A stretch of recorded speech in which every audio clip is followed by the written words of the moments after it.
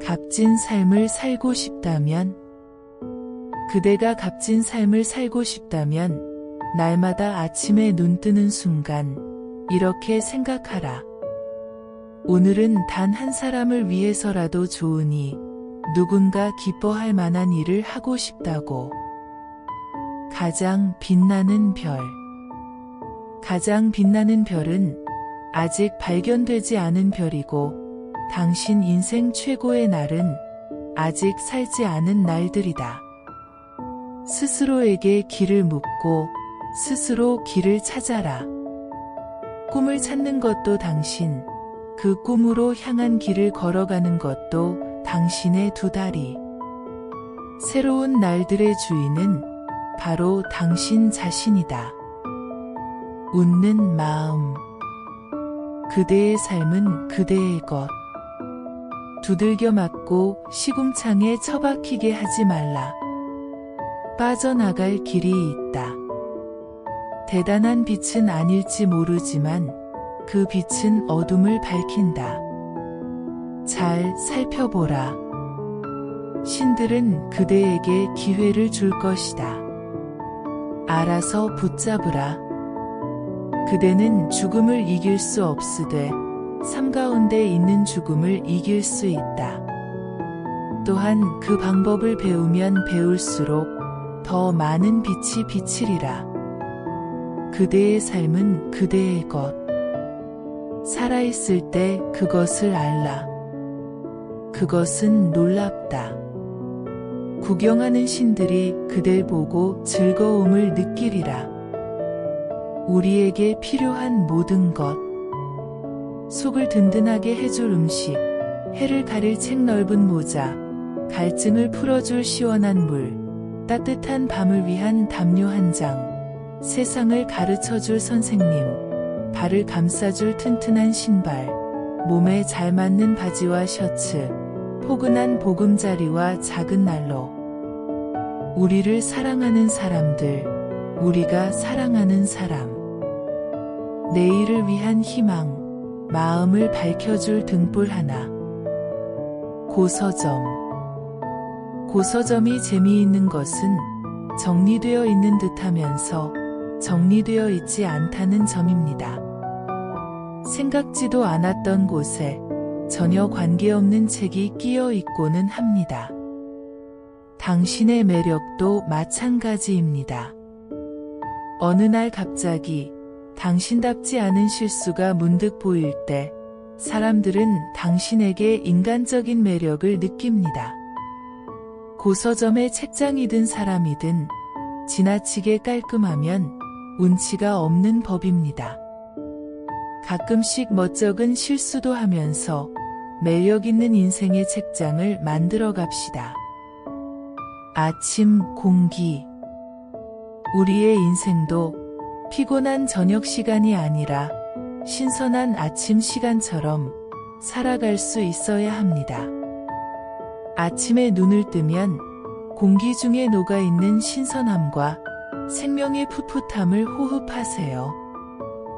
저녁의 어스름한 공기 속에 떠있는 피곤함이나 몽롱함과는 완전히 다릅니다. 아침 공기는 불쾌하거나 우울하던 그 전날의 기분을 완전히 없애주고 새로운 희망의 소리를 들려줍니다. 인생의 희망은 언제나 인생은 평화와 행복으로만 살아갈 수는 없다. 괴로움이 필요하다. 그리고 노력이 필요하고 투쟁이 필요하다.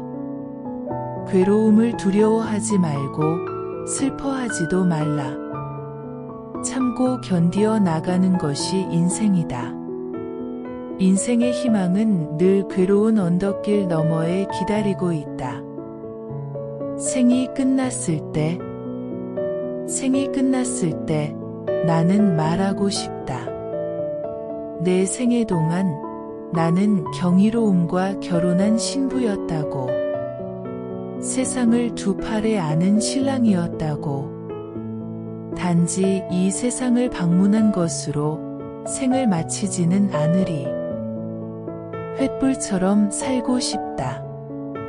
인생의 진정한 기쁨은 스스로 가장 중요하게 여기는 것을 위해 자신이 쓰이는 것이다.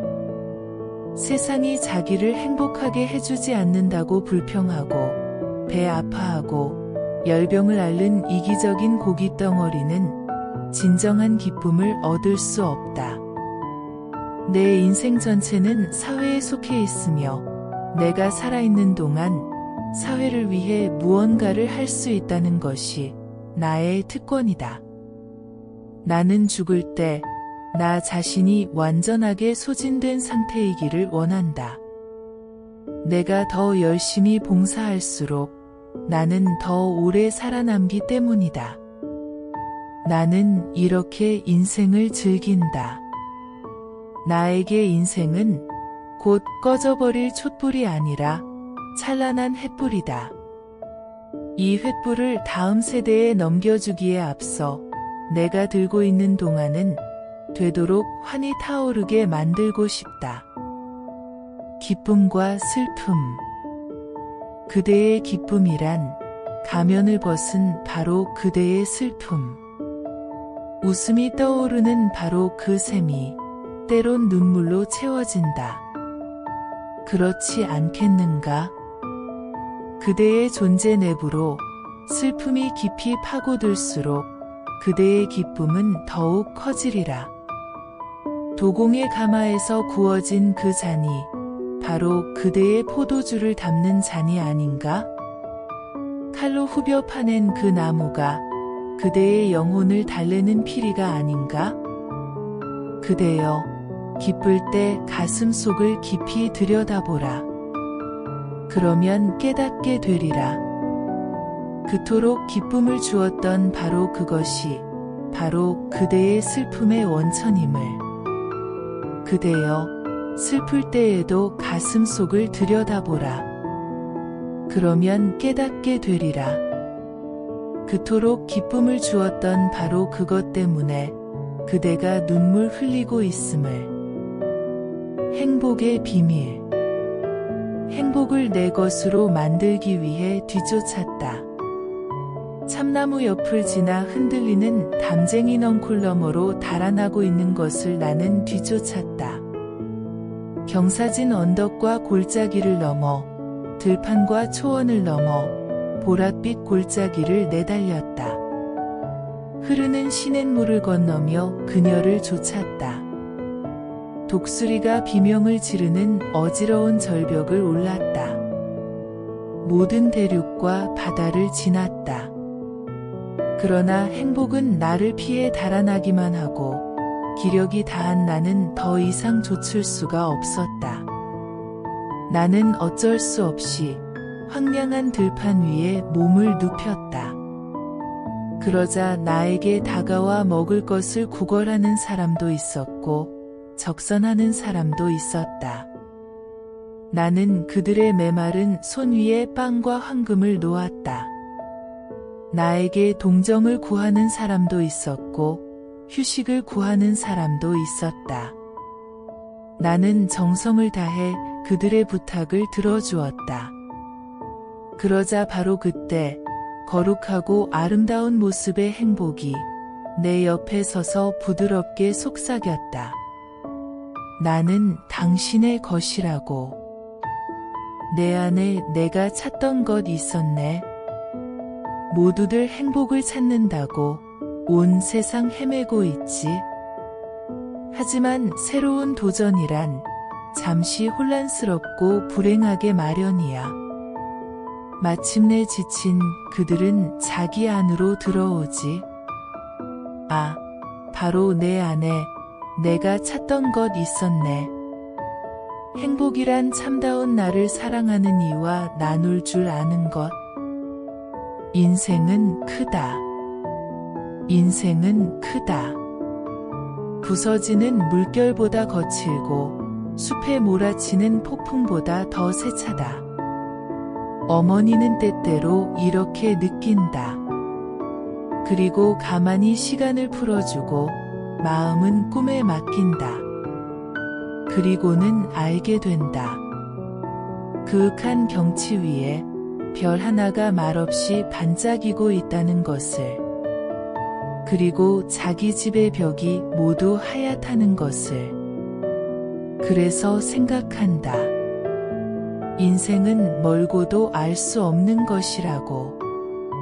그리고는 주름진 두 손을 모은다. 나는 살아있다. 나는 혼자일 뿐이라고. 세상 모든 것을 잃은 사람처럼 외로워하지만 그건 아니다. 흐르는 강물이 서로 만나고, 세상을 떠도는 여행자가 신세계를 만나고, 새 지평선을 발견하고, 새 이정표를 만나듯이 나는 시간의 흐름에 따라서 새 우정과 우주적인 새 관계를 발견하리라. 그러다가 내 인생의 어느 봄날이 찾아오면 싹이 돋고 꽃을 피우리라. 나는 살아있다. 지금 여기에.